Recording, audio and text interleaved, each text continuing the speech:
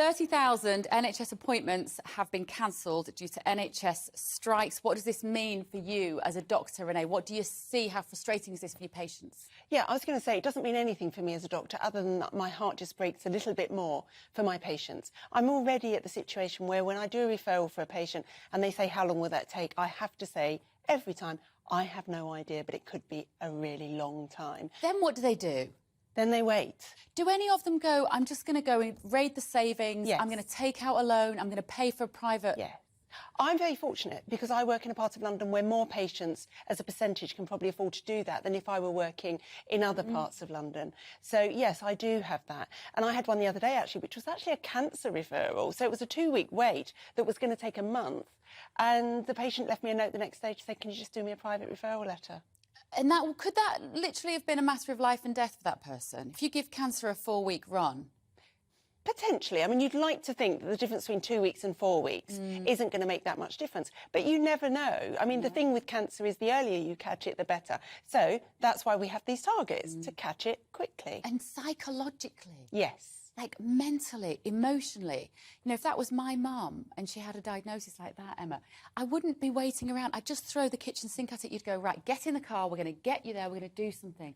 We're getting very much a two-tier system now, aren't we?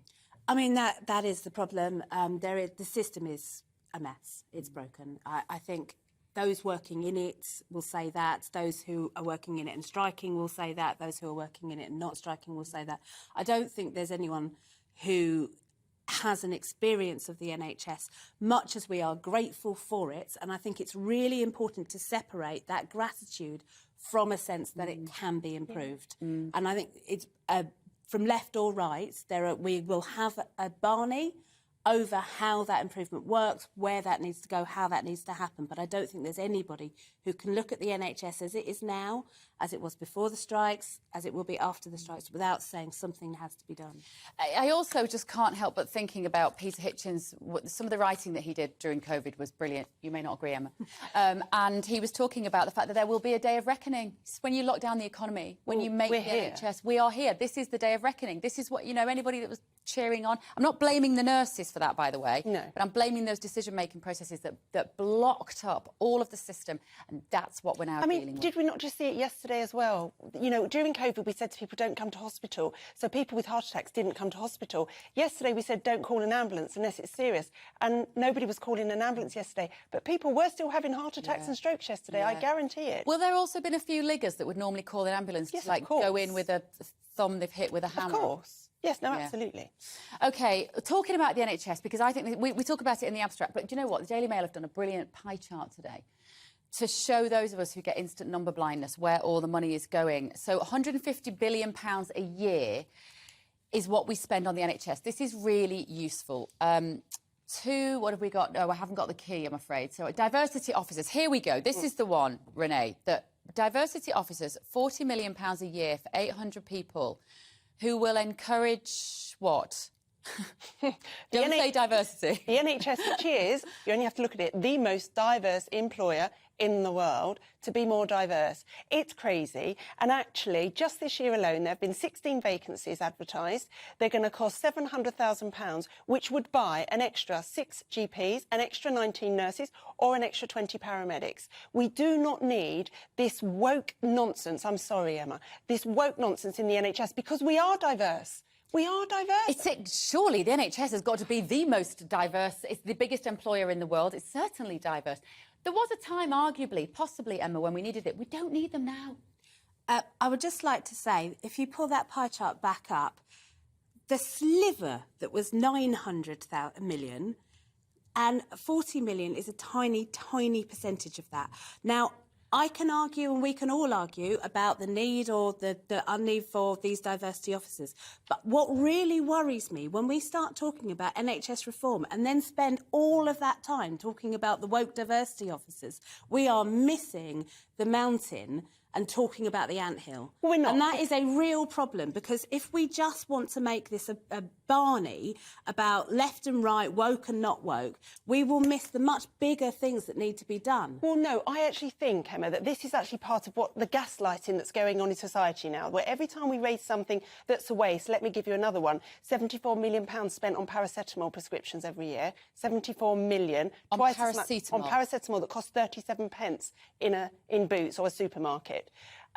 I think it's gaslighting to say, oh, it's a drop in the ocean, it's a drop in the ocean. It is, but when you add it all together, it isn't, and the waste is massive. But if we only talk about the bits that we find ideologically uncomfortable, and there'll be some stuff in the NHS that the left won't like, there'll be some stuff in the NHS that the right won't like. If we purely go at this from an ideological rather than a pragmatic, practical, solutions-based perspective, we will not get it done. And that's true from the right, that's true from the left. We need to make sure that we're actually looking at how the NHS can and should work for the next 100 years. You see, I would say it's not ideological, it's pragmatic to say we don't need to spend that amount of money on diversity. That surely is But pragmatic. what I'm saying is, if you make that the front of your argument, all you're going to do is immediately say this is about woke versus unwoke, rather than works and doesn't work.